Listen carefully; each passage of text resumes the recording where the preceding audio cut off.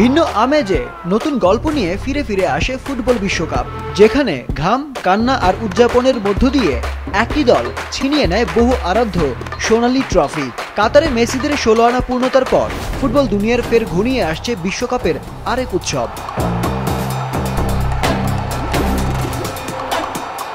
Mexico, যুক্তরাষ্ট্র আর কানাডার যৌথ আয়োজনে 2026 সালে আবারও দুনিয়া জুড়ে শুরু হবে the greatest show on earth.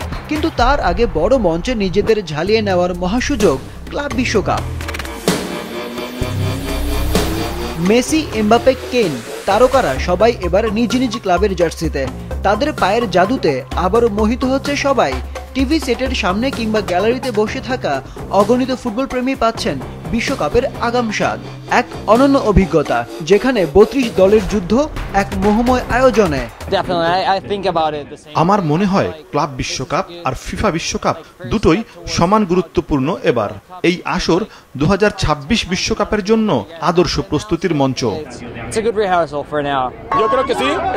এটা দারুণ এক বিশ্বকাপ, প্রচুর রোদ, তবু উপভোগ করছি।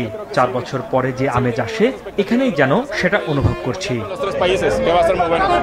3 দেশে শুরু হতে যাওয়া সেই মহাযজ্ঞের আগে এই ক্লাব বিশ্বকাপ যেন মহড়া, একটা পূর্ণ প্রস্তুতি, একটা আবেগঘন ছোঁয়া। দূরত্ব 1000 মাইল, তবু ফুটবলের টানে ভক্তরা ভিড় জমাচ্ছেন স্টেডিয়ামে। প্রিয় তারকাদের এক ঝলক দেখতে, জয়ের উল্লাসে মেতে উঠতে শুধুই ফুটবলের ভালোবাসায়। এভাবে জয় পরাজয়ের ঊর্ধ্বে উঠে ফুটবলই যেন জিতে যায় বারবার। এই ক্লাব বিশ্বকাপ তাই শুধু একটি আসর নয়, এটা ফিফা বিশ্বকাপেরই আগাম ছায়া, একটি রিহার্সাল।